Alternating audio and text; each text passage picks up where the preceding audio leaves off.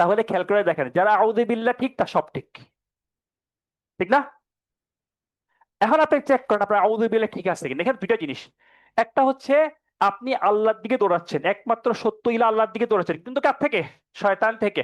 এখন মিলাবেন যে জীবনে প্রতি ক্ষেত্রে আপনি আল্লাহর দিকে দৌড়াচ্ছেন কিনা, শয়তান থেকে পালাচ্ছেন কিনা। ওয়াদেহ।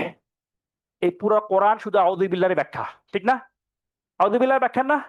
এই কোরআনে দেখাবে আল্লাহর কথা সঠিক আর শয়তানের কথা কি বেঠিক। খলাস। কারণ এটা কিন্তু আপনার জীবনে সেট করতে হবে যে আপনি কাকে গ্রহণ করবেন, কাকে বর্জন করবেন। এখন আমাদের সমস্যা হচ্ছে কি, আমরা আল্লাহকে খুশি রাখতে চাই, শয়তানকে খুশি রাখতে চাই, যেটা একসাথে কিনা সম্ভব না। যেকোনো একটা বেছে নিতে হবে, বুঝেছেন? আপনি প্লেনে উঠছেন, এখন হয়তো আপনার চায়নার প্লেনে উঠতে হবে অথবা মক্কার প্লেনে যাবেন, মক্কা, কিন্তু বসে আছেন চায়নার প্লেনে উঠে যাওয়া যাবে মক্কা না। অতএব আপনাকে আগে ঠিক করতে হবে আসলে আমি কার কথাকে ফাইনাল কথা হিসেবে ধরবো, কাকে মানবো আর কাকে কি মানবো না।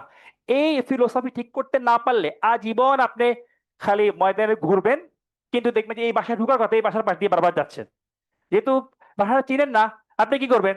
এই ঘুরে আবার যাচ্ছেন, আবার যাচ্ছেন, পথ খুঁজে পাচ্ছেন না। এই জন্য একটা কথা আছে বাংলায়, কথাটা সত্য, একবার পথ হারালে পথের দূরত্ব কি বাড়তেই থাকে, কবে না। আপনি আলাসরে আসার কথা ভুলে চলে গেছেন এয়ারপোর্ট রোডে, ঠিক না? দূরে যাবেন না কাছে যাবেন? যতই ড্রাইভ করবেন ততই দূরে যাবেন কিন্তু, বুঝে আসছে? এজন্য এটা আগে ঠিক করেন যে কার কথা ঠিক, কার কথা কি বেঠিক, কাকে মানবো কাকে মানবো না, কোনটা আলো কোনটা অন্ধকার, এটা আপনাকে আগে ঠিক করতে হবে। এটা ঠিক করার জন্য আল্লাহ সুবহানাহু ওয়া তাআলা কি দিয়েছেন? এই পুরা কোরআন। তাহলে যার আউযু বিল্লাহ বিসমিল্লাহ ঠিক, তার জীবনে সব ঠিক। আর যার আউযু বিল্লাহ বিসমিল্লাহ ঠিক না, তার কোনো কিছু ঠিক না আসলে। নাসিহা ফাউন্ডেশন, রবের সন্তুষ্টিতে কল্যাণের পথে।